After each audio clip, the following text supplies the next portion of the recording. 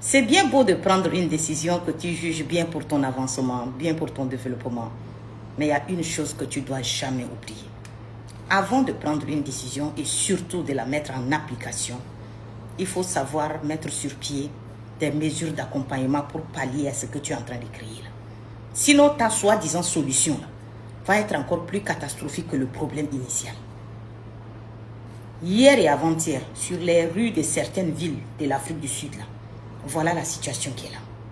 Les routes sont désertes, les boutiques fermées, les taxis sont stationnés, les gens se plaignent, il n'y a plus de vie. Toutes les boutiques qui se levaient le matin, les gens qu'on a chassés, là, ce sont des gens même qui faisaient vivre certaines villes de l'Afrique du Sud. Là. Maintenant que tout est fermé, là, sachant que eux, là, tout le monde sait qu'ils sont trop paresseux, il paraît. Voilà ça. Hein. Les taximens disent que, les propriétaires des taxis d'abord, ils ont dit que tous les gens qu'on a chassés, là, la plupart là, c'est eux qui font fonctionner leur business de taxi. Là. Les taxis même appartiennent aux locaux, aux Sud-Africains. Mais ils ont fait louer ça à des étrangers qu'on a chassés. Là. Maintenant, les taxis, là, les voilà là arrêtés. Là. Bus ou taxi, voilà ça qui est là. Maintenant, les taximans, même sud-africains, là, on dit que tous ceux qu'on a chassés, là, c'est eux-mêmes qui montaient dans le taxi.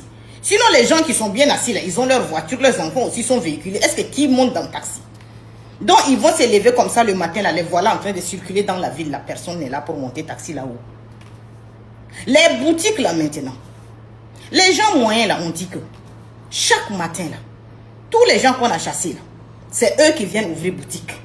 Et puis, ça fait fonctionner la ville.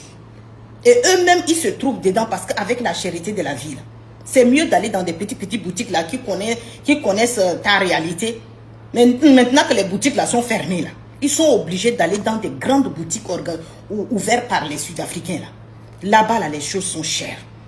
Ils n'arrivent pas à s'en sortir. Les familles pleurent comme ça. Et ça même, c'est pas tout. Les gens qui ont les propriétaires des bâtiments que les étrangers louaient pour faire leur commerce, là, on dit que depuis là, les boutiques là sont fermées. Eux-mêmes, ils ne savent pas comment les gars là, comme les boutiques sont fermées, on les a chassés là. Qui va venir louer avec eux les bâtiments là? Le bâtiment là va tomber en ruine.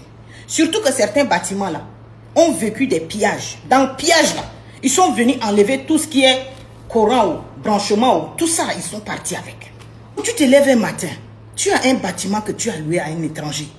Il fait fonctionner, toi-même tu gagnes, lui aussi il gagne. On se lève un matin, on chasse l'étranger là.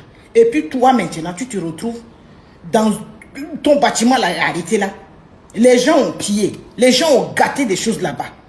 Tu n'as même pas l'argent pour l'autre. Donc voilà ça qui est là. Les maisons là, les boutiques là vont tomber en ruine aussi.